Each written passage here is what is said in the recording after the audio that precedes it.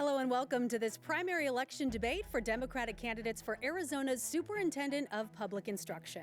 This debate is sponsored by Clean Elections, the state's nonpartisan voter education agency. My name is Danielle Lerner, and I will be moderating today's debate. And we are sharing this debate as part of an effort to support democracy in Arizona through a partnership with the Citizens Clean Elections Commission, the Arizona Media Association, and Reister. It's a partnership designed to make these debates accessible to everyone in Arizona. So that means this debate and dozens more between now and November will air on a long list of local TV stations, radio stations, and digital platforms, including support from local newspapers.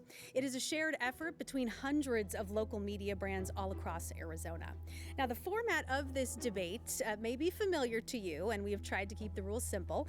Each candidate will have up to 1 minute to make an opening statement, and the same for a closing statement. Candidates have drawn straws to determine the order of each of those portions of this debate. Now, throughout the debate, we will pose questions to each candidate, allow them to answer, and then make sure the other candidate has a chance to respond. Now, whenever a question is directed to a specific candidate, only that candidate's microphone will be open. At all other times, every microphone will be open. And thank you to voters all across Arizona who have submitted questions for this debate. We've reviewed all of them to make sure every voice is heard. However, no candidates have been given advanced access to any of those questions. And with that, let's introduce the Democratic primary candidates for this debate. We have Brett Newby and Dr. Teresa Leyba Ruiz. Mr. Newby, you have the first opening statement. You have 1 minute. Hello, Arizona. My name is Brett Newby, and I'm running to be Arizona's next Superintendent of Public Instruction. Not only am I a Title I public school graduate, but I am a father of public school students here in Arizona. I grew up in a union family. My dad was a carpenter, union carpenter. My mom was a classified school employee who started out as a school bus driver. Public education has been important to me my entire life. It has gotten me to where I am today. As a dad and seeing what's happening in our schools, I've just become upset and gotten angry about having seen our teachers have to work 3 jobs to make ends meet, delivering food on the weekends. Our educators deserve better. Our students deserve better. And I'm here today to answer some questions and to be able to address the concerns that we have for our public education here in Arizona. All right, thank you. Dr. Ruiz, you have 1 minute. Well, thank you for the opportunity to be here. My name is Dr. Teresa Leyba Ruiz. I'm a mom, an educator of 35 years, and the former president at Glendale Community College. I was raised in South Phoenix, and I am a proud product of Arizona's public schools. For 35 years, I have been in the classrooms working with our educators, supporting students and families. And what I have known is what works well and what can be improved. As I talk to families, they are very concerned about the teacher shortages, overcrowded classrooms, and will our students have access to the support they need to succeed?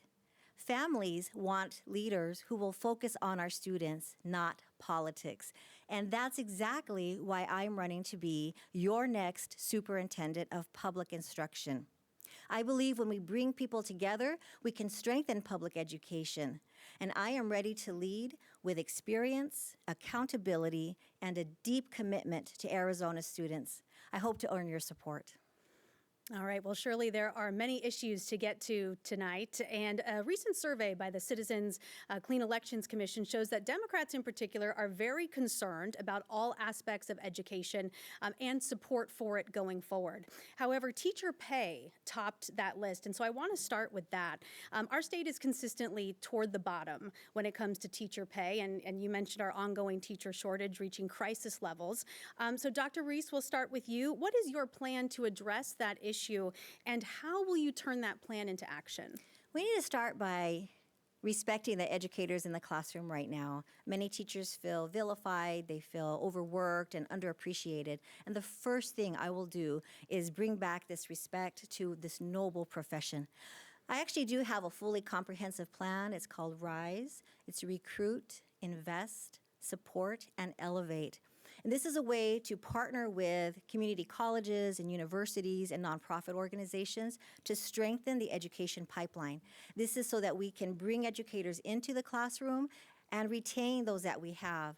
It needs to start with respecting the educators we have, and I have 35 years of experience in the classroom. I know what our teachers need, and as a college president, I know how to move resources so that they can best accommodate our educators. All right, Mr. Newby, your thoughts on this? Yeah, absolutely. As I've traveled around the state talking to various educators, community members, one of the things that they say that they've told me is they are interested in better pay, but they need more resources. Without equitable funding for our public schools and our school districts, the teachers don't have all the tools that they need and the resources to allow our students to achieve the success that they're capable of. And so I think it's a full gamut of things that need to happen, but we need to start with fully equitably funding our public schools. Yes, teachers need more pay, our educators need more pay, our school staff, our school bus drivers, cafeteria workers, but we need more resources, because when those budgets get cut, those first items that are cut off the budget are our support staff, are the resources that the teachers need. So the teachers are doing a lot more for the little pay that they're getting. And so if we can enhance that, our teachers can then focus on learning and teaching and advancing our students in the way that they should.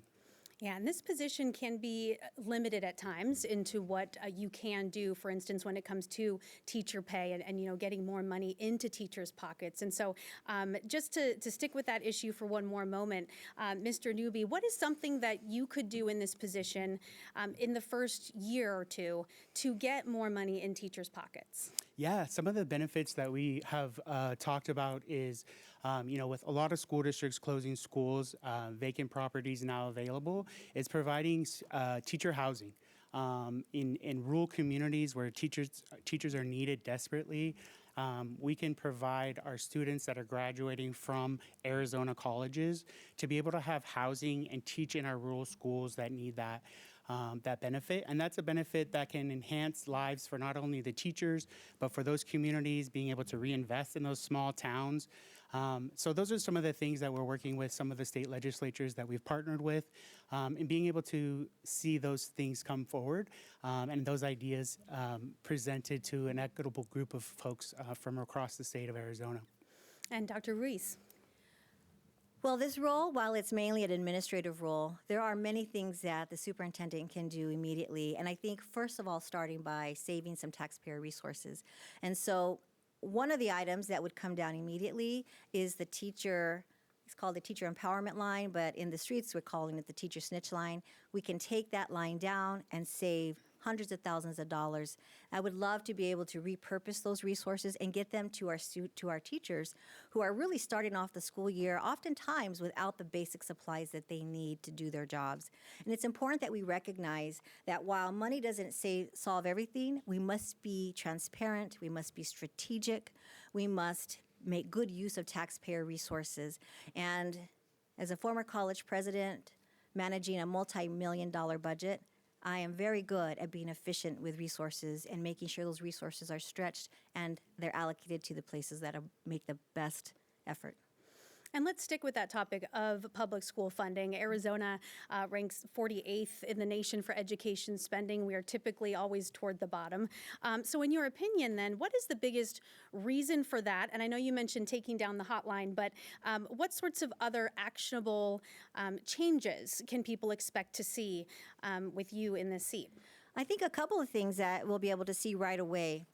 So right now, there are also several lawsuits that are charged against our school districts. This is unreasonable. How is it that the superintendent of public instruction would sue our schools? Those lawsuits would end immediately. We're not going to sue schools. Our job is to uplift schools, saving, again, hundreds of thousands of taxpayer resources. We also have a plan in place to really keep an eye on taxpayer money. Where are the dollars going? And ensuring that we're good stewards with these resources. So there's a couple of things that would happen immediately. Take down the teacher snitch line, stop the lawsuits, and work to empower our teachers by talking with our educators and our school district superintendents. Where's the need? how can the Arizona Department of Education, Office of Superintendent, best support those needs with the resources we have? And I believe there are plenty of resources. They're just not being allocated in the right way. Okay, and Mr. Newby, your thoughts on that? Do we need more funding, or do we need to do a better job with the funding that we already have? I think we need more funding for sure. A lot of the state legislature, it's been several decades now that they've underfunded schools here in Arizona. So I think it's important that we find the like-minded state legislators, bring them to the table, have good conversations about how can we more equitably fund our schools. Our rural schools are in dire need of facility upgrades, infrastructure. I mean, a lot of the schools in Arizona are older than I am. So, there needs to be upgrades. There needs to be technology put into schools. And so, more funding is great, but if we don't have a legislation or a state legislature that's willing to fund our schools, then we need to bring the community together and rally those folks to be able to, go to those state legislators and say, hey, it's a nonpartisan issue for us to have to everybody to want strong schools, safe communities, and great teachers. And so, with that common goal in mind, I think we can do a lot of good work and help these schools that are put behind barriers to ask for resources every year. They have to go to the ballot. They have to go to the ballot. And so I think if we can work to, as a whole in the state of Arizona to be able to do that, I think we can make great things happen for the public education system in Arizona. You mentioned rural schools and some of the unique challenges that they face. Dr. Ruiz, what about you as far as your plans to provide support for those rural schools as they face teacher shortages and their own unique challenges? Yeah, the rural schools are often feel forgotten. We would immediately create an Office of Rural and Small Schools so that our rural schools have an office that they can go and ask for help. As I've traveled the state, we've gone to all 15 counties. We've gone into many, many schools, and it is heartbreaking, the facilities where our children are placed every day. We were in one school up in Page, Arizona, where literally the gym is held up by hydraulic jack lifts because the beams are cracked. So it's obviously not safe for students, but this is the environment that our students are placed and our educators are placed in. There needs to be some solutions. We need to make strategic investments in our children's future, and having an Office of Rural and Small Schools is the best way to start so that we can have these conversations about where the needs are, and we can get resources to help support those schools who are working hard every single day to educate our children. And certainly we can't discuss school funding without talking about one of, if not the biggest conversations surrounding the election right now, and that would be ESAs, or school vouchers. We now have more than 100,000 students enrolled, and nearly 3/4 of them are taking part under universal eligibility.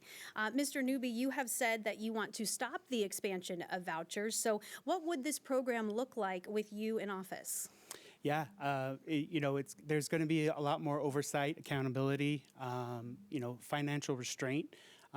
It's important that on day one we audit the program. I think now we've seen a few reports come out that are sort of saying one thing and another from different hands of the Department of Education. And so I think it's really important that we figure out, where is this money going? How are we going to pay for it? But we also need to make sure that we're taking care of the students, because at the end of the day, those students are trying to get access to education. And so we really need to put the focus back on the students and our families. A lot of those families are in need of special services. And so it's very important that we're spending that money wisely and that we're doing an ethical job in making sure that those funds are going to the right people, but also helping those students get the access to education that they deserve. And Dr. Ruiz, you have also called for more transparency and oversight of this program. So what specific reforms would you plan to make? Well, I think just today an article came out from the Auditor General's office and really lifted the veil on some of the mismanagement, mishandling of our public dollars. That needs to end immediately. It feels like this whole program is on autopilot, and just millions and millions of dollars are being spent unchecked and unchallenged. That needs to end immediately. There is a technology solution. we would implement it, and be good stewards of public resources. I understand that families want options, and families should have those choices, but not at the expense of public education, and always keeping in mind that when public dollars are in use, there should be public accountability. And it feels that right now, it's out of control. I would immediately bring in oversight. As I said again, I've managed multi-million-dollar budgets. An institution that is larger than the Arizona Department of Education. I know how to be transparent, efficient, and effective with our public resources. In addition to oversight and accountability, there are some other proposed ideas out there, such as income caps on the program or kind of other additional guardrails that could potentially be put in place. Is that something that you would support, Dr. Ruiz? Well, I think the guardrails are, yes, I would support the guardrails. However, the job of the superintendent of public instruction is to enforce the law. And right now, I would question whether or not this current superintendent is, in fact, enforcing the law. So while the superintendent does not create the law, the job is to enforce it, and that's exactly what I would do, and let those conversations about the guardrails and the income caps happen in the space where they need to happen. My job is to simply enforce the rules. And Mr. Newby, your take on kind of the superintendent of public instruction's role, especially when it comes to this program in regards to working with lawmakers, working with the other entities involved. What's your take on that? Sure. I think the superintendent is the one that's in charge of bringing trust to the education system and accountability, transparency. All of those things are important because these are our tax dollars. Arizonans work hard for their money, and they want to make sure that that money is being spent wisely and in equitable places like education that's going to grow our communities, that's going to enhance the lives of the folks that are living here in Arizona. And, from day one, auditing the program, sending violations to the Attorney General's office. All of those things that have not been occurring will happen from day one while I'm in office, and ensuring that we're putting the funds for school to our schools into the classroom. You both mentioned Arizona's teacher shortage towards the beginning of this debate, certainly reached a crisis level. So beyond teacher pay, what can be done to not only keep teachers in the classroom, but to ideally build a steady pipeline of new teachers coming into the profession? Mr. Newby, if you'd like to start with that. Yeah, absolutely. Like I mentioned before, we've considered the public housing initiative to allow for school districts to build housing units for our teachers. A lot of our top tier universities do that to recruit top tier professors and researchers. And that's something that we can do here in Arizona. But also we can allow our teachers to have better professional development. A lot of the tools and resources that they're being demanded and required of doesn't exist. And as a licensed behavior analyst, the two things that I work on that are my specialties is being able to put behavior plans in place, which is one of the number one reasons why teachers are leaving the classroom is because of the student behaviors. And the second thing is burnout, and being able to help our teachers overcome the stress of the job, but also all of the demands that have been placed on them because their resources and their tools have been taken away because of our budget cuts through the state legislature and school districts having to cut their budgets. So it's highly important that we bring those tools to our teachers, but we're building professional development through the Department of Education for our teachers to be able to get the tools and resources that they need in the classroom, but also being able to further enhance our teacher retention and grow our own teachers and building our grow your own teachers, so if you will, in our rural communities so that the folks that are growing up in those rural communities that want to be teachers can live in their community and give back and grow their families in those communities in which they grew up in. Dr. Ruiz, how do we try to fill in some of these gaps that so many schools across Arizona are experiencing? Well, thank you for that question because it really is a crisis in Arizona right now. We were in Winslow, Arizona just a couple of weeks ago and learned about an accelerated program offered through the University of Arizona. It's a wonderful way to take a paraprofessional who's already committed to the community and allows them to become the certified teacher. I think that's an example of what we can do throughout the state. Working with our community colleges and our universities, the pipeline can be shored up and encouraging the paraprofessionals, encouraging individuals who live in the community to stay and help that community grow. I think, it is a crisis point, but I also feel like every crisis is an opportunity to find a fabulous solution. As I travel the state, talking with county superintendents, they also have some great ideas. And so it's bringing these ideas to the table. Let's work collaboratively. Let's bring in the ideas and the people so that we can create a strong pipeline for Arizona students. Because in this crisis mode, it is definitely having an impact on academic progress. We need to have stable, certified teachers in the classroom each and every day. Revolving door of subs is this not good for our students, and it's not good for our community. I think we can partner with parents as well.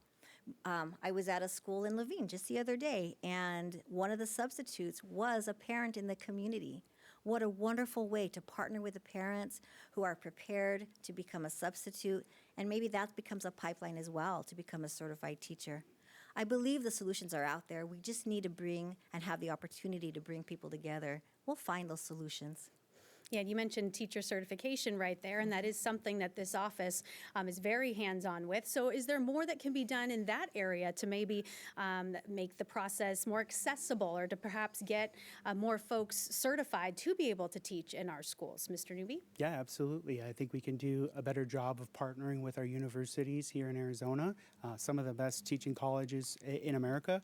We have some great community colleges, and building that pipeline from school. So when our high school graduates in Arizona are graduating from high school, there's multiple pathways for them to be able to access their future, whether it's through attending college or entrepreneurship, an apprenticeship. We can start apprenticeships right away in the schools, becoming instructional aides, bilingual assistants, ASL translators, all the things that we need in our schools. We can bring that support from our partners with different universities around the state, and building local programs and localizing the Department of Education so that those rural communities are able to support themselves, but also are growing a pipeline for those communities. Because, at the end of the day, in our rural communities, our schools are the bloodline of those communities. And so when we close a rural school, it's detrimental to that community,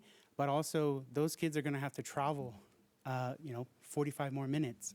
Some of them already travel 45 minutes by bus to school because they live in a rural area. And so we really need to make sure that we're standing up for them, and we're bringing accountability back to the Department of Education to ensure that our students are having success in the classroom. Dr. Ruiz, anything more specific regarding teacher certification? I think, first of all, we want to make sure we always keep our standards high for teacher certification.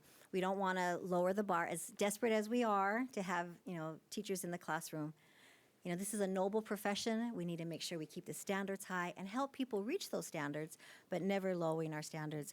I think if there are ways to become more efficient, especially for our educators in the rural parts of Arizona, it's a long way to come in to the state capitol. Are there ways that we can make things more efficient? That happens to be a specialty of mine. Let's make things efficient and effective so that we can get our teachers certified without lowering our teacher standards. Teacher support, obviously very important in keeping teachers in the classroom and wanting to go into the classroom. What about school counselors or school resource officers? What role should they play on our school campuses, Dr. Ruiz? I believe our counselors and our social workers play a critical role in helping development of our students. There are the school safety grants where schools can decide if they want to apply for an SRO, a school resource officer, or a counselor or social worker. And this is where I would really lean into what the schools are asking for. Without using my own personal ideology, I'm about helping students succeed.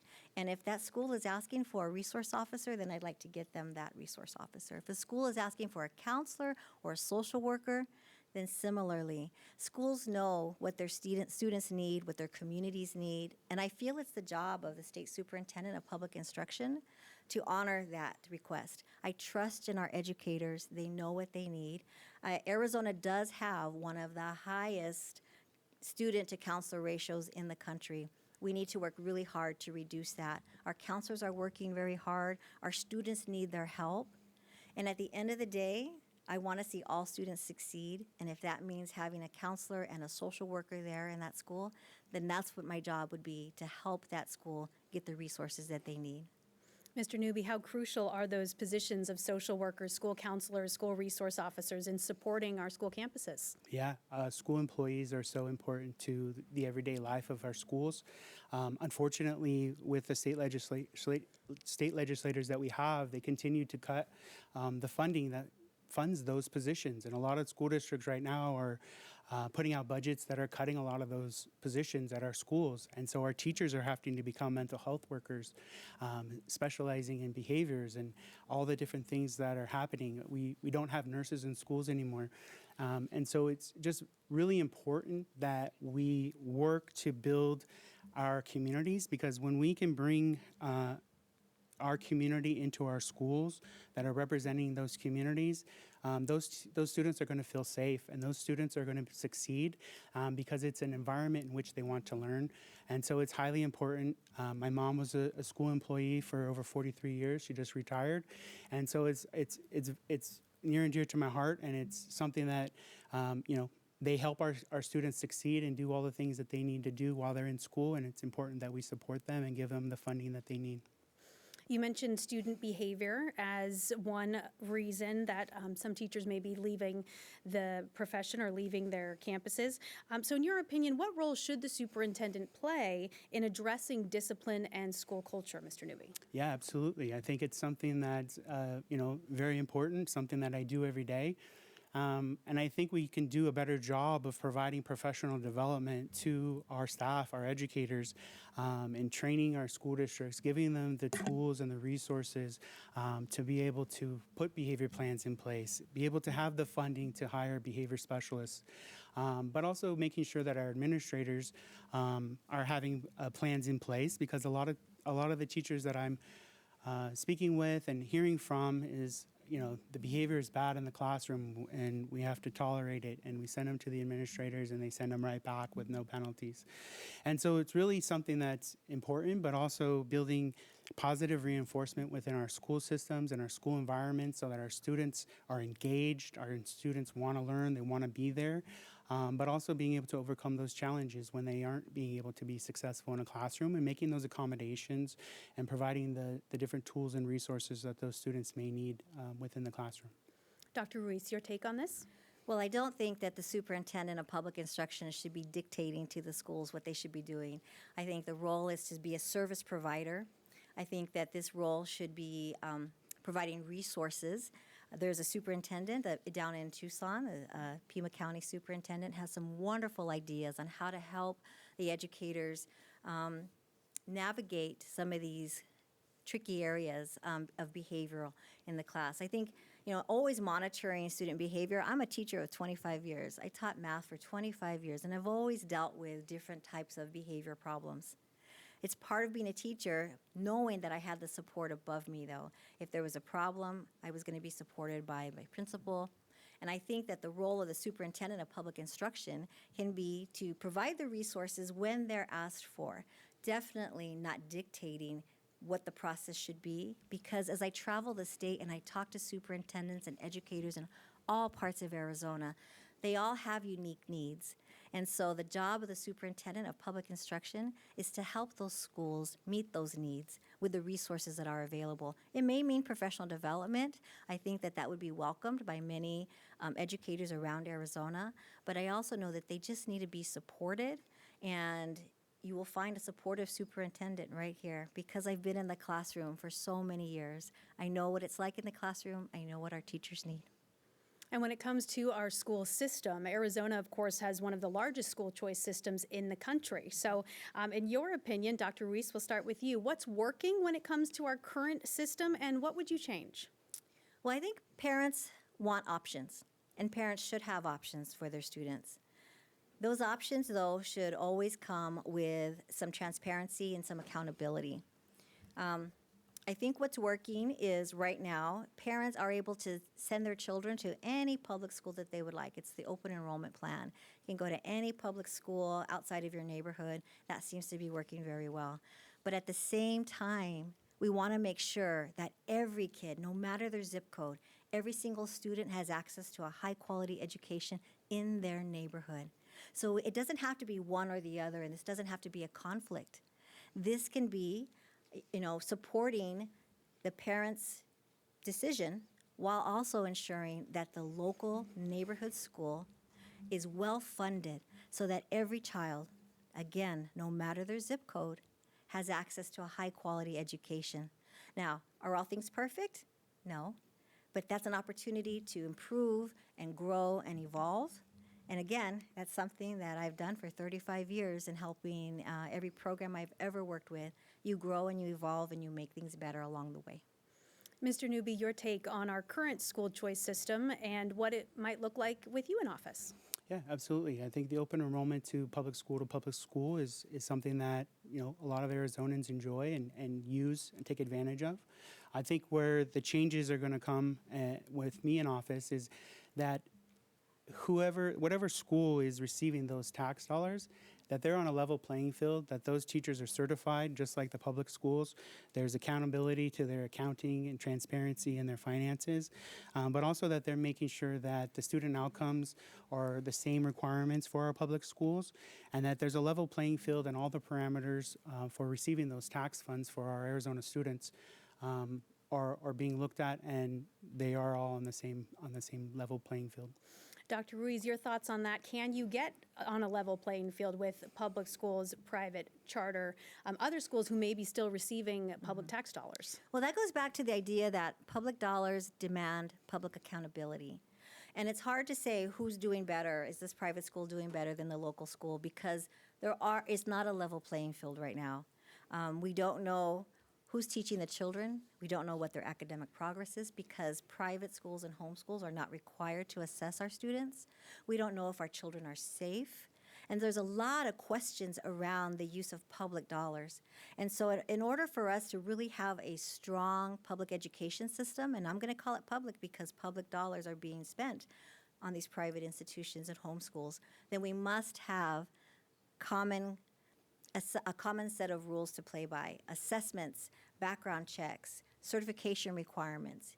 And right now, that's not happening. So in order for us to be good stewards of public resources, there must be the same rules, and there must be transparency, and there must be public accountability. And how does the superintendent, this position, go about putting some of those changes in place, since there are other entities involved? Well, I would welcome the opportunity to sit down with the larger private networks and invite them. You're accepting public dollars. Then I invite you to take the same public assessment. There's no law right now that says they have to, but there's no law that's saying I couldn't invite them in. And I would invite them in to take that same assessment. I think until the law gets changed, it's going to have to be a welcoming arm. We're on the same team here. We're all trying to make sure our students are learning, but we have to have the same outcomes. And we don't know we have the same outcomes because they're not being assessed. So I would welcome them in to come and assess their children. And Mr. Newby, your thoughts on that, on how you can try to at least level the playing field? Yeah, absolutely. I think as superintendent, being a champion for our students, our parents, our families, and our communities is something that is going to bring the change to that accord. With those schools not having to have any requirements, I think it's important that we work with state legislatures to ensure that we put some parameters on that, whether it's through the ESA funding, if those are the guardrails that we put on, or it's by creating new funding and new state laws that require the assessment and the financial accountability for these schools. At the end of the day, that's what taxpayers in Arizona want, is they want to know that their tax dollars are being spent wisely and where they're being spent. And so I think it's very important that the superintendent is bringing transparency, accountability to all schools in Arizona so that families can make those choices that they feel they want to make. You talked about assessments just a moment ago. Arizona students continue to struggle when it comes to reading and math proficiency. And so, Dr. Ruiz, why do you think that student outcomes are still lagging, and what would you do to try and change that? Well, I would like to see Arizona have a fully comprehensive early childhood program. We know that when children are learning early, it has a huge impact on their preparedness for for kindergarten. We also need to fully fund kindergarten. Right now, Arizona funds half-day. And so school districts that have full-day kindergarten, it's coming out of that school district's budget.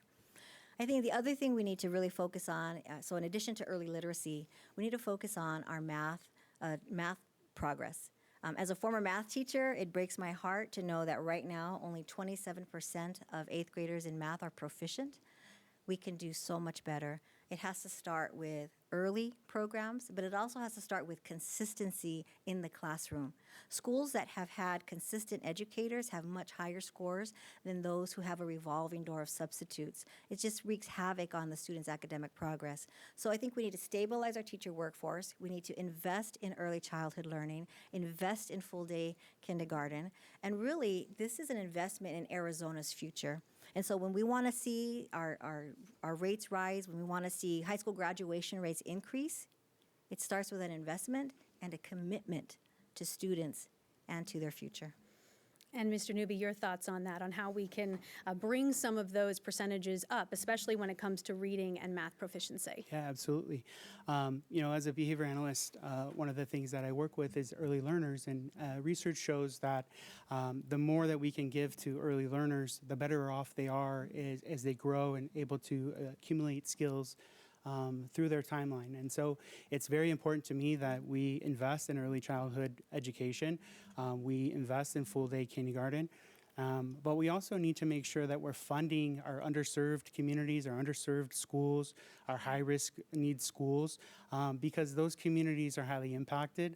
A lot of those families work full-time, don't speak English, and so we need to make sure that we have more resources to be able to work with those families and be able to have multicultural and bilingual materials for those families to assist those students, because those kids are basically learning English on their own. And so it's highly important that we invest in our communities and those schools in the high-risk needs and underserved areas.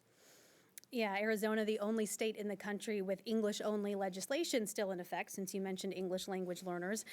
What role should dual language immersion programs play in our schools? And do you think the state is doing enough to support our English language learners, Mr. Newby? I think we need to do more. I think we need to enhance the program to include those families, because those families are coming here from another country, speak a different language, may not know English. And so a lot of the materials that are being sent home with the kids are in English. There's not bilingual information or materials being sent home. And so those families have a hard time being able to support their students while they're going to school. So I think it's important that we expand that program. I think it goes both ways. We have some school districts.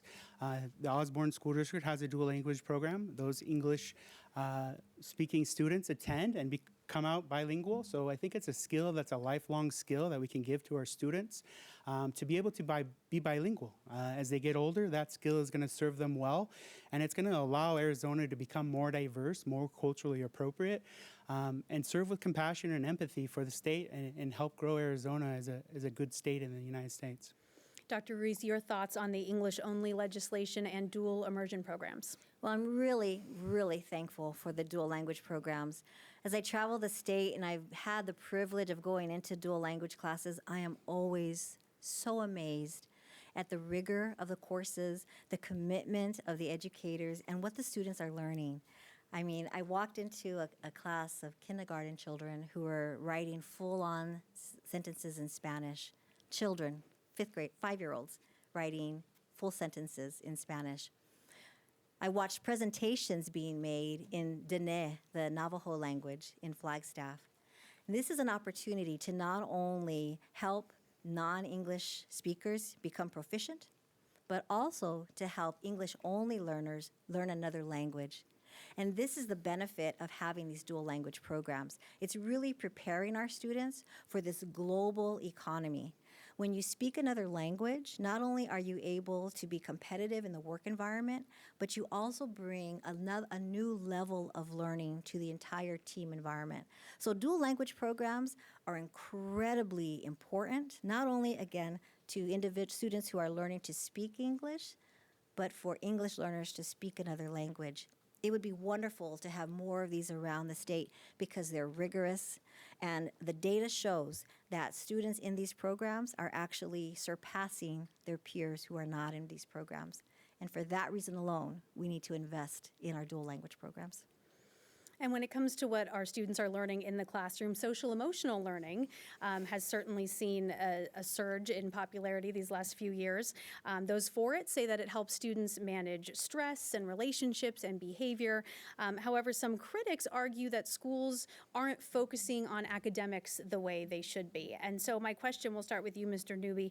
What role should social emotional learning play in Arizona schools? Well, I think, it's raising good humans.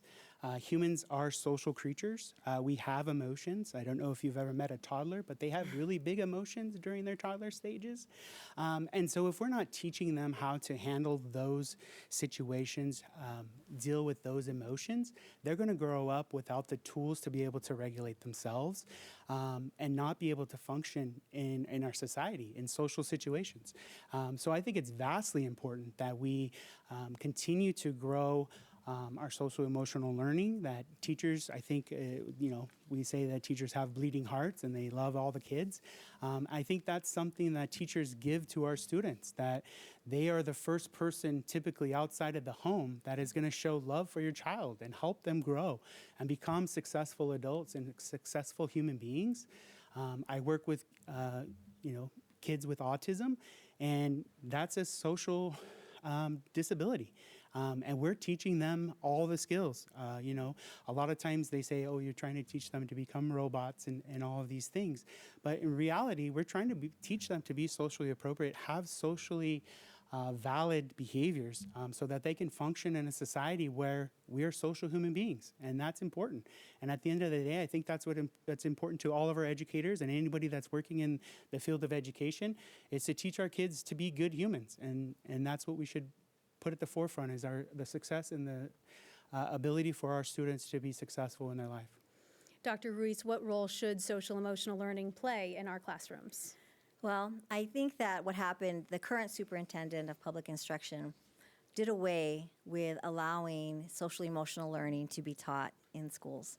And that had a huge impact because teachers realized that this is an important part of their day, of helping students understand their emotions, helping students get along with each other. It's hard to teach a class when students are not understanding their emotions and they're having these big outbursts.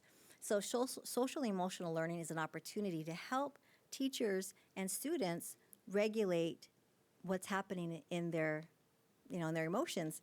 And what I found is that teachers are so creative. They continue to teach social emotional learning. They just call it a different name. They might call it leadership. They might call it creative something. But teachers are very creative, and they will find a way because teachers know what their students need. And if it's helping them understand their emotions so that they can have a calm learning environment, teachers are going to do that. I believe it's the role of the superintendent of public instruction, again, to make sure our educators have the resources that they need so they can do the important job of teaching our students and our students can learn. And if that's not our focus every day on helping our students learn and have high outcomes, then we've missed an opportunity. And if that means including social emotional learning in their everyday environment, then that's what we should be doing. Again, listening to our educators, they'll tell us what their needs are. What about when it comes to initiatives or curriculum that promote diversity, equity, and inclusion, or DEI? What role should that play in our school communities, Dr. Ruiz? So just today, the current superintendent and the state treasurer have been bickering all day long about that three-letter acronym. I believe that we, as a state, we're incredibly diverse, and you cannot close your eyes to the diversity of our students. We cannot erase history. This is an opportunity to understand, recognize, and value the students we have in front of us. And that's exactly what I would continue to do. It's what I've done for 35 years in my career as an educator, to represent and support the students in front of me, to support the educators that I've been privileged to work with. And that means all of them, all of our educators, incredibly diverse Arizona. That's the role of the superintendent, to provide these resources, not bicker about it. Let's be the adult in the room. And Mr. Newby, your thoughts on that? Yeah, I think it's highly important that we provide diverse education to our students. Being able to be successful in this world means that you have to have other perspectives other than your own. Growing up, I was taught to put myself in other people's shoes. And so as I've met folks from around the world and experienced other cultures and different types of environments, it's important to me that I understand where they're coming from, what they value. It's also one of the reasons I'm able to make partnerships with the families that I serve, is because I have to be culturally sensitive and understand all of the values that that family has. And some of those values are different than ours, and that's okay. And it's one of the things that we need to do to grow good humans in Arizona, is to be able to teach them to accept others for who they are, meet them where they are, but also accept them and bring them into our community and have a wonderful, safe community that we're growing good people in. Well, we are just about a week away or so from graduations happening all across the valley, just to pivot a little bit. And the rising costs of community college and higher education are certainly weighing on voters' minds. And so my question, what can be done, or can something be done at the K through 12 level that can help make those opportunities more affordable, Dr. Ruiz? I think the dual enrollment program is one of the most successful programs that Arizona can offer to our high school students. And we know right now that students who take two 3-credit-hour courses have a much higher probability of completing their education after high school. And this is a way for students to earn college credits while they're in high school. The teachers who are offering the courses must meet the same requirements as a community college professor, if that's where the dual enrollment credit is being offered. I think we can do more of that, and we should be doing more of that. We should be providing students opportunities, whether that's an academic course or whether that's a career and technical education course. What we also know is that students who enroll in CTE programs while they're in high school and they receive dual enrollment credit for that, again, have a much higher probability of completing their education and training after high school. I think that's an opportunity where we can stabilize, because every college around the state of Arizona might have a different plan.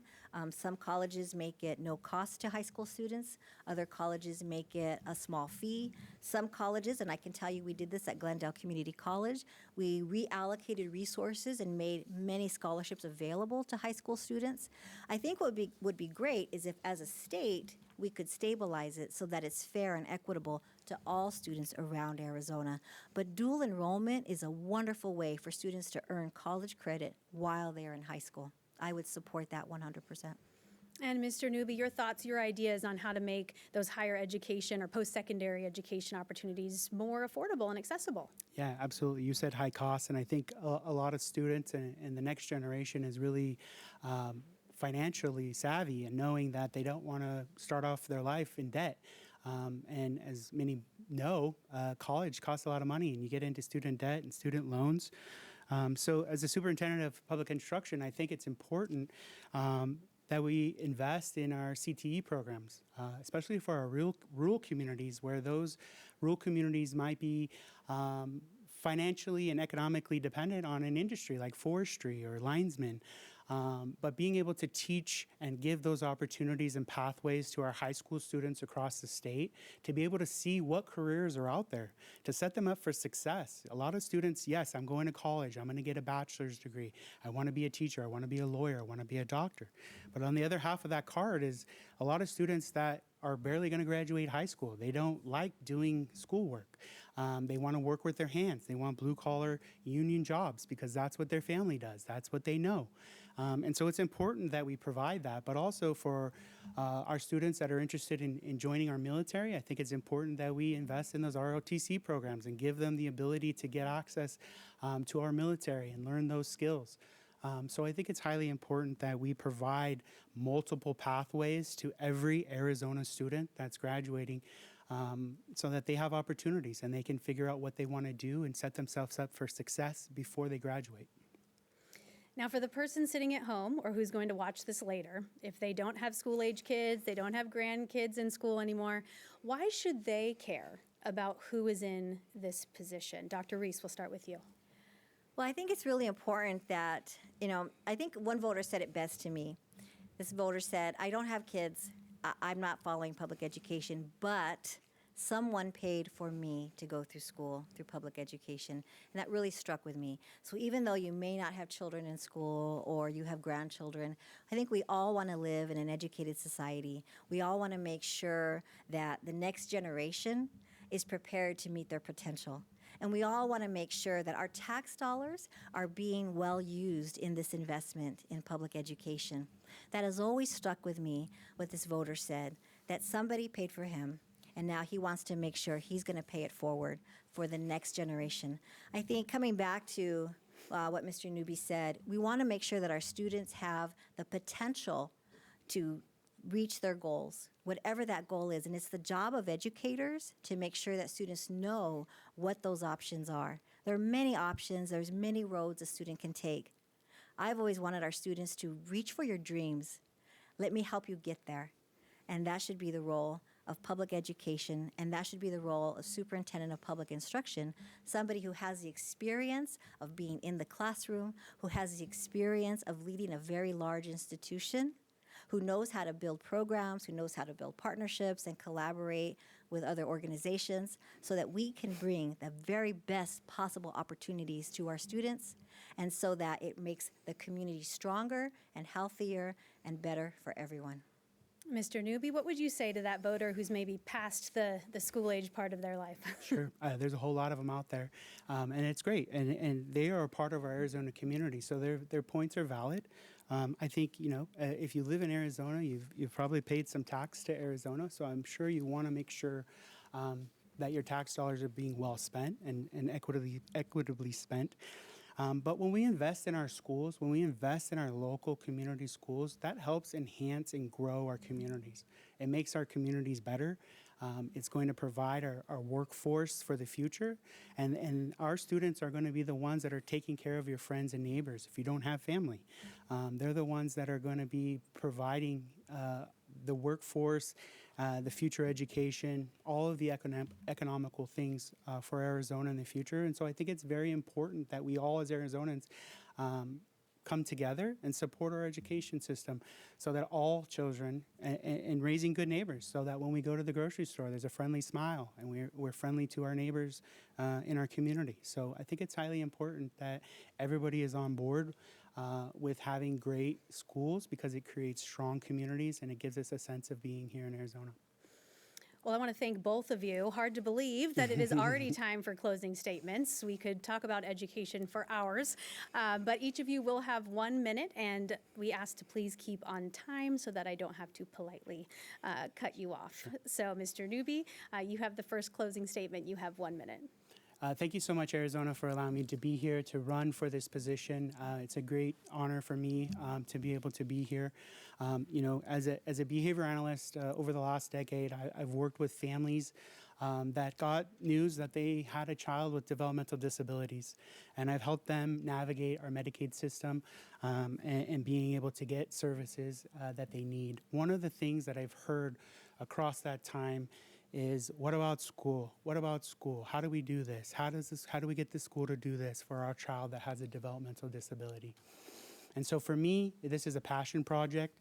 I want to ensure that all of our students with developmental disabilities are underserved, our bilingual students, all of the students in Arizona, our rural students, get a fair shake at an honest education. That's going to set them up for success and help grow Arizona into a great state in the United States. Thank you so much. You can visit my website at brettnewby.com. Dr. Ruiz, you have 1 minute for your closing statement. Thank you. Well, tonight you've heard different perspectives on the future of education in Arizona. And what I hope you take away is this: Arizona students deserve a leader who will bring people together, who will focus on our students. For me, this is personal. I grew up in our public schools. I taught in our public schools, and I led one of the largest community colleges in Arizona. For 35 years, I've been accountable to results. I've had to make difficult decisions, but students have always been at the center of these decisions because I believe when we focus on our students, we can move Arizona forward together. I'm not running to fight political battles. I'm running to continue my decades of service and ensure that our classrooms are well supported, our educators are respected, and our families are heard.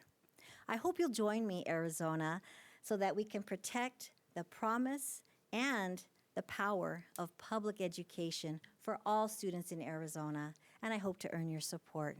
Thank you so much for this opportunity. Well, this wraps this primary debate with the Democratic candidates for Superintendent of Public Instruction. As a reminder, the Arizona primary election is on July 21st, and early voting starts June 24th. All registered voters can participate in the primary. That includes independents. The voter registration deadline is June 22nd. To register to vote, just head to azcleanelections.gov. You can also head to azmedia.org to see a list of every local media partner, plus upcoming debates and where you can find them on TV, radio, and digital platforms.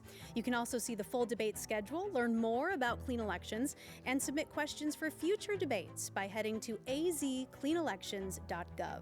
On behalf of our partners at Clean Elections, the Arizona Media Association, Reister, and Sneaky Big Studios, we'd like to thank you for joining us.